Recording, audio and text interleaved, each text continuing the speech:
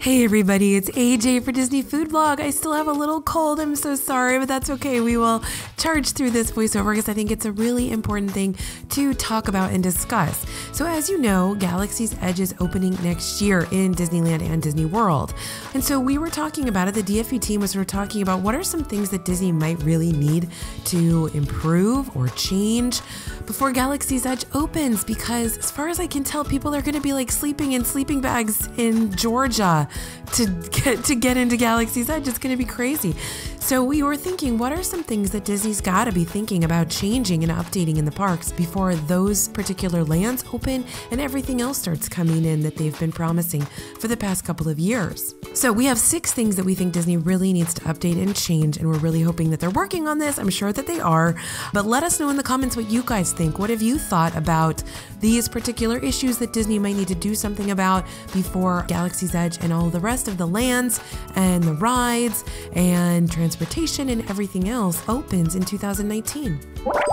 So first up is transportation at park close. So this is particularly true for Magic Kingdom. The waits are so long to get on buses, ferries, monorails.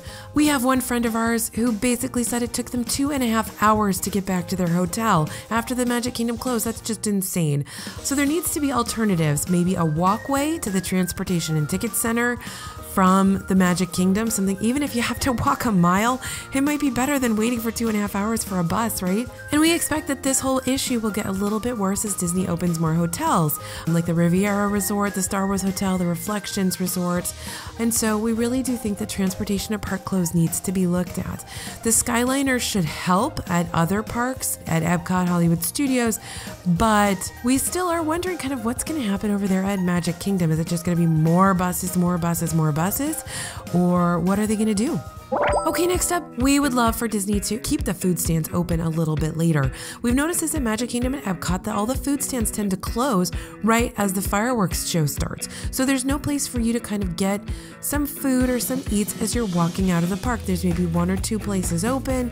They may not be extremely convenient. And so we've noticed for a long time that Disney's got a couple of issues with people needing to get food or wanting to get food as they're leaving the park and not being able to do that.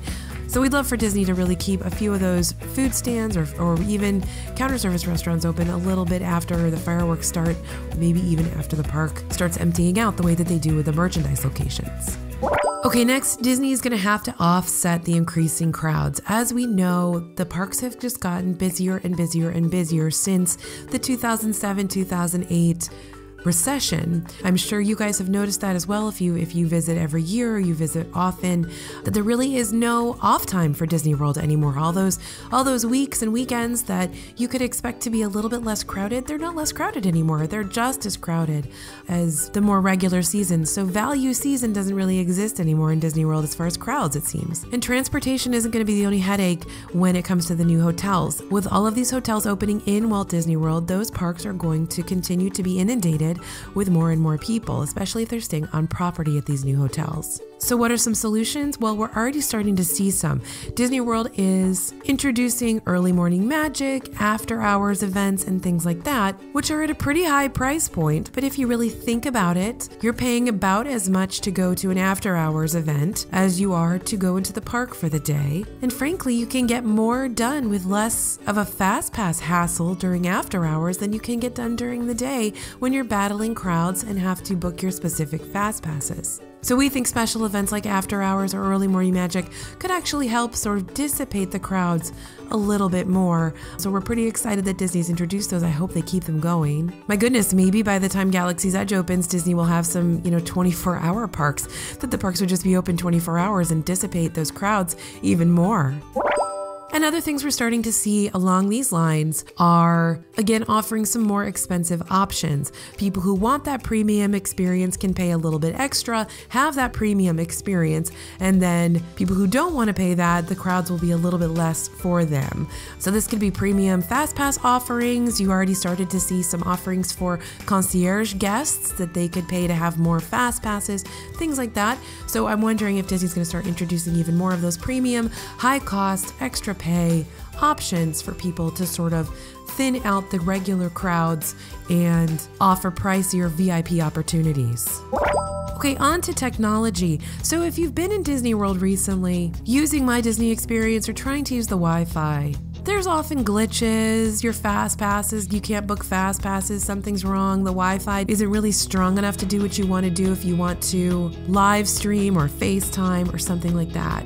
And so with all of the integration coming to Galaxy's Edge, where you're going to be relying on your Play Disney Parks app to have that sort of interactive experience over there at Galaxy's Edge, we're thinking Disney's going to have to really improve their Wi-Fi and their app situation to make sure we don't have glitches, we don't have downtime, we don't have places where the signal is dropped, basically. So we're interested to see how Disney's going to handle that, deal with the technology, and strengthen things on that end.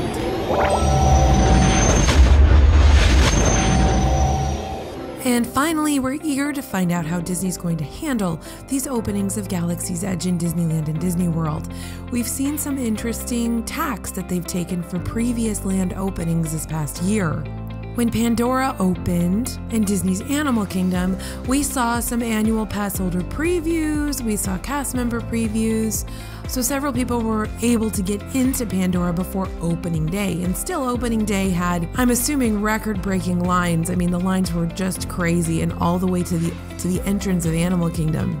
So when Pixar Pier opened, we saw the night before the land opened, Disneyland offered a pretty expensive extra ticket, hard ticket event where people were able to get into Pixar Pier before it officially opened. So you could pay an extra cost to get in early before anybody else. And that is something, again, like we were talking about with the added VIP events to sort of sort out the people who wanted to pay more for that particular kind of access. So that's what we saw over there at Pixar Pier. And finally, in Toy Story Land, when Toy Story Land opened in Disney World this year, we didn't see any previews. There were no previews, no annual pass holder previews. There were a few cast member previews, but nothing for annual pass holders and nothing that you could pay extra to get into the land early. So I feel like they've tested out a variety of different options for how to handle Galaxy's Edge openings, and I'm intrigued to see what they're going to go with. Are they going to have specialty, high-priced, paid early entry? Are they going to have annual pass holder early entry? Will concierge guests be able to get in free early? I've also heard that they might have dedicated time slots that you can actually sign up the same way that you sign up for a fast pass at particular times.